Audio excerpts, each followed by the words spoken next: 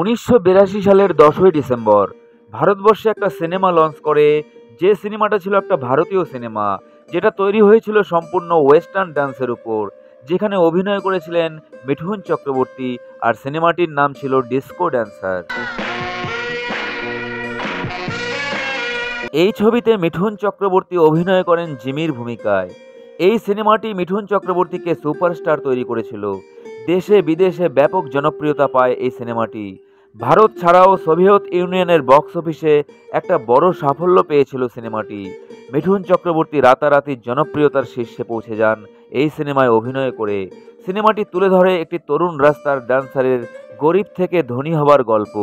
এই সিনেমাটি তখন আয় করেছিল 100 কোটি টাকারও বেশি টাকা।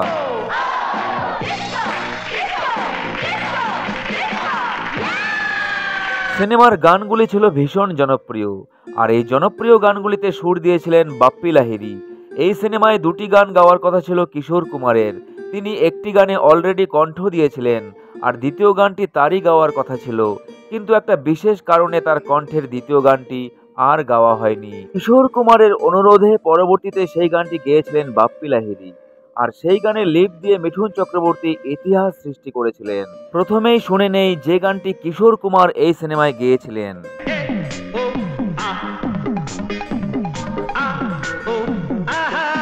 বাপ্পি লাহিড়ীর সুরে কিশোর কুমারের কণ্ঠে এটাই ছিল একমাত্র গান এই সিনেমায়।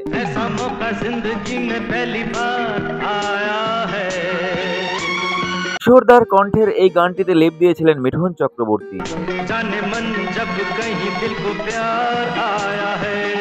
কিশোর কুমারের কণ্ঠের এই প্রথম গানটি অলরেডি রেকর্ডিং করা হয়ে গেছিল। এবার কিশোরজির কণ্ঠে দ্বিতীয় গানটি রেকর্ডিং করার পালা। যেহেতু সুরকার ছিলেন বাপ্পি লাহিড়ী, তাই বাপ্পি লাহিড়ী ঠিক করেছিলেন যে তার মামা কিশোর কুমার এসে গানটি শুনে খুব সহজেই তুলে ফেলবেন, আর রেকর্ডিংটাও করা হয়ে যাবে খুব সহজেই। আর তাই বাপ্পি লাহিড়ী নিজের গলাতেই সম্পূর্ণ গানটা ডাবিং করেন। আর যে সময়কার কথা বলছি সেই 80-র দশকে ভারতবর্ষে ফ্লাইট বলতে এয়ার ইন্ডিয়া।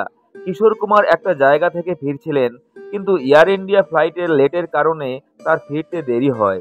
পরে যখন বাপ্পি লাহিড়ী কিশোর কুমার সাক্ষাৎ হয়, কিশোর কুমার যখন বাপ্পি লাহিড়ীর গলায় গানটা শোনেন, তখন কিশোর কুমার বাপ্পি লাহিড়ীকে প্রস্তাব দেন, গানটা তোমার গলাতেই খুব সুন্দর লাগছে, তাই গানটি তোমার গলাতেই থাক। আর সেই জনপ্রিয় গানটি ছিল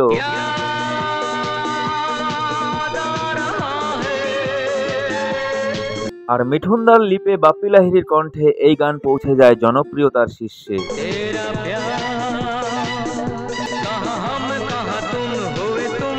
বাপ্পি তার নিজস্ব সুরে এবং কণ্ঠে এই গান আজও এভারগ্রিন।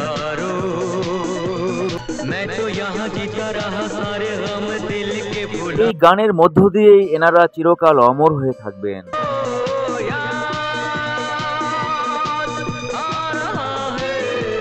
কিংবদন্তি শিল্পীকে আমার শ্রদ্ধা জানিয়ে শেষ করছি আজকের ভিডিও।